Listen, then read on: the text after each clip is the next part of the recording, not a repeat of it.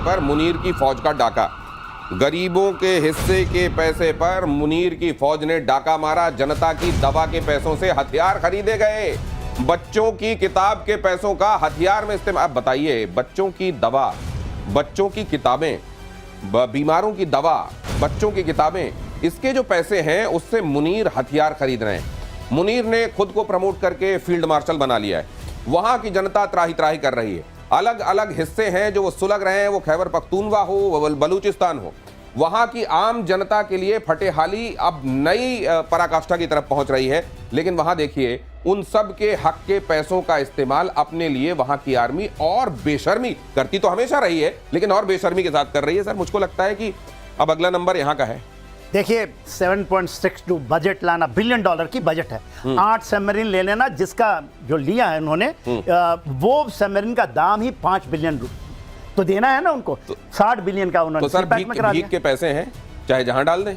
लेकिन भीख के पैसों से कम अपनी आवाम को खाना खिलाते, अपनी आवाम को दवाई देते, अपनी आवाम को किताबें देते, तो शायद ये भीख वाले दिन कभी खत्म होते। 36% बिलो भूखे हैं, नंगे हैं बेचारे, गुर्बत में 36%। 25 करोड़ की आबादी, आप गिन लीजिए 36% कितना होता है। गुर्बत में एक वक्त का रोटी नहीं मिल रहा है, मगर आप खरीदिएगा सबमरीन, आप खरीदिएगा J-17, आप खरीदिएगा न्यूक्लियर। ये न्यूक्लियर बोल रहे हैं ना कि हमारे पास 170 था, हम बढ़ाकर 300 कर देंगे। तो ये वही कहते हैं हमारे, ये वही नहीं रुक रहे। ये बेनजीर जो सहयोग संस्था जो बनाई है इन्होंने, जिसमें वो पैसा जाना चाहिए गरीबों को, जो सरकारी संस्था बनाई गई है, डायरेक्ट बैंक में जाना चाहिए, वो ये उससे ये पेंशन दे रहे हैं लोगों को, बताइए, अधिकारियों पर ट्रीटमेंट दे रहे हैं और अधिकारियों को मदद कर रहे हैं और वो लग्जरी में रह रहे हैं। इस बात का ज्यादा जरूरत है समझने की कि कोई भी नहीं सर, कल किसी ने बड़ी अच्छी विवेचना की। मुझे कोई बाहर आपका जो शो देखते हैं, वो कोई एक साहब मिले, उन्होंने कहा कि बजरी वाले ट्रक की जो तुलना करते हैं और मर्सिडीज भारत को बोलते हैं, असल में वहां के आर्मी के लोगों के पास में ही जगुआर और मर्सिडीज है, और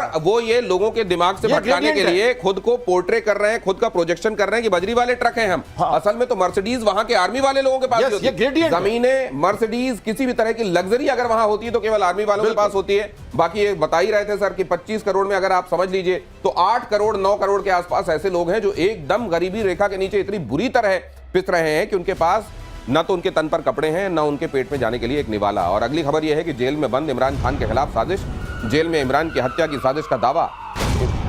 इमरान समर्थकों पर मुनीर की टीम, इमरान समर्थकों का मुनीर की टीम पर आरोप, इमरान को दिया जा सकता है स्लो पॉइजन, मौत के बाद बीमारी को बताया जा सकता है वजह। कई बार ऐसा कहा गया, दुनिया में कई मौतें ऐसी हुई जिन पर यह आरोप लगता है कि या तो पॉइजन दिया गया या स्लो पॉइजन दिया गया और बाद में मौत का पता ही नहीं चला।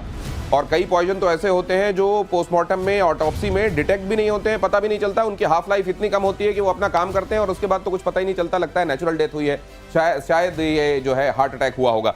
क्या इस थ्योरी में दम है, या जिस तरीके से मुनीर पेश आ रहे हैं उसमें इस तरह की थ्योरी क्वाइन की जा सकती है, इसलिए की जा रही है? देखिए, इमरान लगातार अपने जेल से लगातार अपना वक्तव्य देते रहते हैं। वो कह रहे हैं कि मुनीर एक तरह से पूरी तरह से पाकिस्तान को, ये तो उन्होंने तो इनकी तुलना यहिया खान से कर दी है।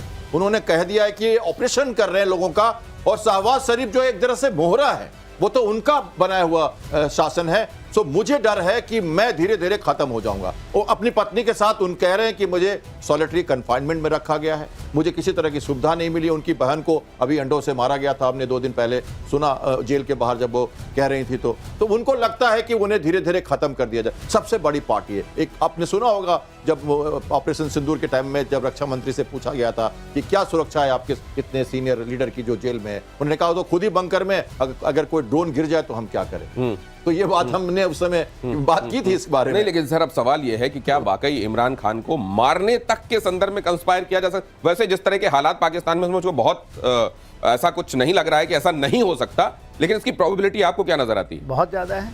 उनके पैर में गोली मारी थी, वो जा रहे थे जब अपने काफिला से, तो ऊपर से पैर में गोली मारी थी, ये दिखाने के लिए कि तुम मत करो, यहीं अटक जाओ, तुम्हारे लिए सेफ है, जेल सेफ है, जेल में आराम करो। मगर देखिए, वहां पर कोर कमांडर के घर पे 9 मई की घटना याद कीजिए, आज तक किसी ने नहीं किया, क्योंकि वो चहेते लीडर हैं, ये तो मान के चलिए ना, भले जैसे हो, वो भी एक पैरेट में खड़े होकर कश्मीर की राग लापते थे, मगर आज के दिन में सबसे चहेते लीडर तो मुझे लगता है सर एक चीज जरूर शाहिद अफरीदी ने सीखी है। इमरान खान के बारे में, वो क्रिकेटर थे, क्रिकेट की वजह से इस ऊंचाई पर पहुंचे, क्योंकि आवाम वहां पर भी क्रिकेट को बहुत प्यार करती है। लेकिन वो चले गए आर्मी के खिलाफ। शाहिद अफरीदी आप ज्यादातर मौकों पर देखेंगे भारत के खिलाफ स्टेटमेंट तो देते हैं लेकिन आर्मी फटीग में दिखाई देते जी हैं। हाँ। शायद उन्होंने ये बात सीखी है कि मुझको इमरान खान की तरह एक क्रिकेटर होकर वहां तक तो पहुंचना है, लेकिन साथ में ये गलती नहीं करनी। बुशरा बीबी वाला भी सीखा है उन्होंने हाँ। कि बुशरा बीबी से नहीं है क्या आप ले आइए। हाँ। बुशरा बीबी ही जो पढ़े थे उसके charges जो है उसके बुशरा बीबी के कारण ही उन्होंने पढ़े थे। चार्जेस हैं इनके पास, तो इस चार्जेस पे भी है अंदर वो, राइट। लैंड की चार्जेस हैं, ग्राफ्ट के चार्जेस हैं, बीबी का भी चार्जेस है। ये खनिज को लेकर पाकिस्तान से अमेरिका की डील के संदर्भ में खबर देखिए। United state strategic metals company का $50 करोड़ का निवेश। डील के तहत पाकिस्तान में पॉली मेटलिक रिफाइनरी बनाएगा अमेरिका। शहबाज का दावा, पाकिस्तान के पास खरबों डॉलर्स के खनिज भंडार हैं। विदेशी निवेश से पाकिस्तान कंगाली और विदेशी कर्जों से उबर जाएगा। ये जब फॉरेन इन्वेस्टमेंट होगा अमेरिका का तो पाकिस्तान के अच्छे दिन आ जाएंगे, ये कहा जा रहा है। लेकिन अब आप देखिए, वहां पर चाइना का इन्वेस्टमेंट हो या फिर अमेरिका का इन्वेस्टमेंट हो, वहां पहले तो यह है कि हाँ, ये बात सही है कि बलूचिस्तान एक ऐसा इलाका है जहां बहुत सारे रेयर अर्थ मेटल हैं, बहुत सारी खनिज संपदा है, लेकिन क्या वहां के लोग इस तरीके से इनको दोनों हाथों से लूटने देंगे? जाहिर है ये बात जो चल रही है शायद पेपर्स पर रहेगी, जैसे इसको अमल में लाया जाएगा वहां विस्फोट होने लगेंगे। देखिए, जब सबसे कहाँ बोल रहे हैं, कहाँ हैं, मुंगेरी लाल के सपने बड़े अच्छे अच्छे होते हैं। बलूचिस्तान का इलाका बोलते हैं, सदर्न सिंध का इलाका है, ईस्टर्न पंजाब का इलाका है, नॉर्थ वेस्ट खैबर पख्तूनख्वा, यहाँ पर बोलते हैं ये चीजें। और आपको सब पता है ये सारा डिस्टर्ब्ड इलाका है। ये तो सोचते हैं कि एक तीर में दो निशाने करेंगे, चाइना से भी लड़वा देंगे, अमेरिका भी, वहां कनाडा ने भी इन्वेस्ट कर रखा है $50 बिलियन का जो बोल रहे हैं ना। और किसने किया है? आपको फ्रंटियर कोर ने, फ्रंटियर उनकी जो कोर है, वर्क फोर्स कहते हैं, ये आर्मी की ही है यूनिट। अच्छा। और लॉजिस्टिक, नेशनल लॉजिस्टिक सेल की जो है बात होती है, दोनों ने किया है। ये जो वहां पर है ना, जो कहते हैं पाकिस्तान के अंदर में जो $100 बिलियन की जो उनकी इन्वेस्टमेंट है पाकिस्तान आर्मी की, जो उनकी जितनी भी फाउंडेशन है उनसे करवाया ये, तो पैसे वहां से लूटना। अब देखिए $60 बिलियन उनको नहीं, वैसे सर ये जब इन्वेस्टमेंट होगा तो ये पैसे दे देंगे, अमेरिकी इनको पैसे दे देंगे, कहेंगे तुम फैक्ट्री लगा लो, या अमेरिकी खुद आएंगे यहाँ फैक्ट्री लगाने और फिर बाद में उसको मेंटेन करने? क्या ये रिस्क लेंगे वो? नहीं, देखिए ये सब चल रहा था, जनवरी से शहबाज शरीफ ने शुरू कर दिया था, फिर मुनीर गए, लंच करके आए, बातें हम सुन रहे थे। कनाडा की बात तो बहुत पुरानी है, जो गोल्ड माइंस क्योंकि सर अगर इनको पैसे दिए और इनको कहा कि तुम लगा लो, तो ये निश्चित रूप से पैसे हजम कर जाने। दो चिंता है शहबाज शरीफ की, दो चिंता है शहबाज शरीफ की, वो जल्दी से बता दो। पहला है कि ये अफगानिस्तान का जो बलूचिस्तान का रीजन है, क्या वो हो पाएगा ये काम वहां पे? सबसे बड़ा वो चिंता है उनकी। और दूसरा, क्या वो अमेरिका से उनकी दूरी बढ़ जाएगी और या चाइना से उनकी दूरी बढ़ जाएगी? क्योंकि भारत का जो अभी रशिया और ये जो हुआ है, ये आप जो बता रहे हैं इसको थोड़ा आज सिंप्लीफाई करते हैं। ये बिल्कुल उसी तरीके से है जैसे कोई एक फ्रॉड आदमी किसी एक प्लॉट की कई बार रजिस्ट्री कर दे, कभी चाइना के हाथ कर दे, कभी अमेरिका के हाथ कर दे, और वो ऑलरेडी डिस्प्यूटेड जगह हो जहां लट लेकर लोग पहले ही खड़े हो कि यहां कोई घुस के दिखा देना, फिर हम बताते हैं। त्रिकोण है ये त्रिकोण नहीं, बहुत सारे कोण इसमें बने हुए हैं। और पुतिन का यूक्रेन पर फिर से बहुत बड़ा हमला। अगली खबर, खैरसॉन में यूक्रेनी ठिकानों को नेस्तनाबूद किया। उरागान मल्टी रॉकेट लॉन्चिंग सिस्टम जो होते हैं उससे ताबड़तोड़ हमला हुआ। कंक्रीट के बंकर और मजबूत किलेबंदी ध्वस्त हो गई। ये इस फ्रंट में क्या चल रहा है वो भी मैं आपको बता देना चाहता हूं। प्रतिशोध में हर एक वॉर फ्रंट, हर जगह वो जहां खलबली मची हुई है। और क्योंकि आज ये कनेक्टेड वर्ल्ड है, हम आइसोलेटेड दुनिया में नहीं रहते हैं। ऐसा नहीं है कि अब दुनिया आपस में कनेक्टेड नहीं है। बहुत सारे तरीके और बहुत सारे टूल्स ऐसे हैं जिसमें हर कोई किसी ना किसी तरीके से कनेक्टेड है। और वैसे में ये जो चल रहा है निश्चित रूप से हम पर भी कम या ज्यादा असर डालता है। और ये तो अब 3 साल वाली लड़ाई हो गई सर। और ये तो आप लोग कहते हैं, आपने तो ये कह ही दिया, इसको लेकर लगातार आप ये कहते हैं कि फ्रोजन कॉन्फ्लिक्ट है, ये कभी खत्म होने वाला है नहीं। वैसे ये बात भी सच है सर, ये कभी जिन जगहों पर ये चिंगारियां चल रही हैं, ऐसा नहीं है कि कभी यहाँ शांति की शहनाई बजा करती थी, ये हमेशा ऐसा था। लेकिन लोगों ने ये सोचा नहीं था कि इतना आगे बढ़ेगा। मिलिट्री इंडस्ट्रियल कॉम्प्लेक्स और ये पूरा इकोसिस्टम जो है वो इसको इतना आगे बढ़ाता चला जाएगा और ये चलता चला जाएगा। और अब तो लगता है ये अंतहीन हो गया। देखिए, मेरी परिकल्पना तो यही है, पहले दिन से है कि यही चीज होगा, क्योंकि हिस्ट्री यही बताती है। देखिए, अभी आपने खैरसॉन की जो बात की है, खैरसॉन ओडेसा से लगा हुआ इलाका है। खैरसॉन के इस साइड, खैरसॉन उनके कब्जे में था जब इन्होंने घुसे थे 2022 में, तो इनके कब्जे में आ चुका था। मर से वहां से रिट्रीट करके वो वेस्टर्न साइड में आ गए हैं, ये निप्रो रिवर के, और वहां से मल्टी बैरल रॉकेट लॉन्चर की जो बात हो रही है वहां से फायर करते हैं। देखिए, स्पेशल फोर्सेस खैरसॉन में भी हैं, रशिया के, और उड़ीसा में भी पहुंच चुके हैं वो आज के दिन में। और इनकम है, जब बढ़ेगा, आप जब कीव में देखिएगा, कीव के ऊपर तो मार रहे हैं, अब कहीं जेलेंस्की को ना मार दें, उन्होंने उनके दफ्तर तो उड़ा ही दिया है, कहीं जेलेंस्की निशाने में आएंगे। तो ये जेप्रोजिया सर, लेकिन अगर ये बहुत सारे लोग ये कहते हैं कैप्टन श्याम कि अगर जेलेंस्की को निशाने में लेना होता रशिया को तो बहुत पहले ले चुका होता। देखिए, मेरा- जेलेंस्की को स्पेयर करके आज तक रशिया क्यों चलता रहा है? मेरा थोड़ा सा यहाँ पे भिन्न हूं मैं इन बातों में।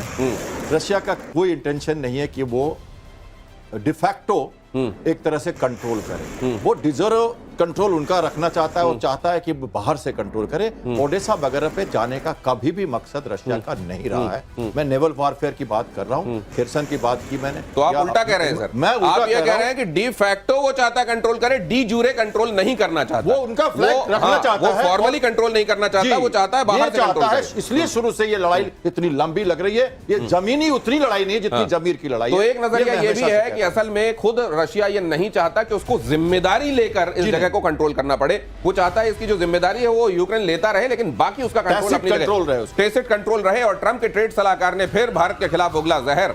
पीटर नवारो ने भारत के साथ ब्रिक्स देशों को निशाने पर लिया। ब्रिक्स देशों को खून चूसने वाला वैम्पायर बताया। लीजिए, ब्रिक्स देशों को, अब आप जानते हैं ब्रिक्स में ब्राजील है, रशिया है, इंडिया है, चाइना है।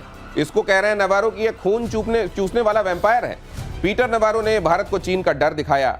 ब्रिक्स देश अमेरिका के बगैर टिक नहीं पाएंगे, नवारो ने यह भी कहा। और भारत को लेकर आप ये हमेशा से देखते रहे, ये तो फिर ट्रंप ने भी इस बात को ट्वीट किया था कि I wish them all the best, I want this relationship to be prosperous and sustainable. ये तो बात ये कहते रहे हैं सर, और ये हर घड़ी ये मना रहे होंगे कि बहुत जल्दी हमको ये दिख जाए कि इनके बीच में जो एकता बन रही थी ये टूट जाए। लेकिन इसके लिए हालात तो इन्हीं ने पैदा किए हैं, ये कभी सोचेंगे? देखिए, पीटर नवारो जो है वो डोनाल्ड ट्रंप की बात करते हैं, उनकी सोच की बात वो करते रहते हैं। कभी आपको बोल देते हैं कि आप ब्राह्मण हैं तो आपके पास तेल का आ रहा है, कभी कहते हैं कि आप उससे पैसा कमा रहे हैं, कभी कहते हैं वैम्पायर बन के खून चूस रहे हैं। अभी उनकी जो डर है वो कहते हैं कि वो ऐतिहासिक देते हैं कि भारत चीन तो इतने सालों से लड़ता रहा है। कभी डोनाल्ड ट्रंप कहते हैं पाकिस्तान से 1000 साल से लड़ रहा है, वो तो 1000 साल भी नाम ले लिया। तो देखिए, परिस्थितियां ऐसी नहीं है, परिस्थितियां आपको बदलती है, जियोपॉलिटिकल सिचुएशन, स्ट्रेटेजिक सिचुएशन होती है उसके साथ। देखिए, ये तो उनकी जो सोच है, Peter Navarro is I do not know उसकी उनकी कितनी वैल्यू। ब्रिक्स की जो डी डॉलराइजेशन का सपना मुझे है, लगता है सर हाल के दिनों में पीटर नवारो ज्यादा एक्टिव हुए हैं स्टेटमेंट्स के मामले में। क्या ऐसा हो सकता है कि ट्रंप ऑलरेडी इतने वियर्ड स्टेटमेंट्स इतने बार दे चुके थे कि अब उन्होंने कहा कि यार मेरा तो हो गया, अब तुम लोग संभालो, थोड़ा थोड़ा तुम लोग भी हाथ लगाओ? क्या इसलिए भी पीटर नवारो सामने देखिए, पुराने दोस्त हैं उनके पास काफी दिनों का आपस का संबंध है, तो कुछ तो बोलना होगा। ब्रिक्स के बारे में ना बोले, आरएस के बारे में ना बोले।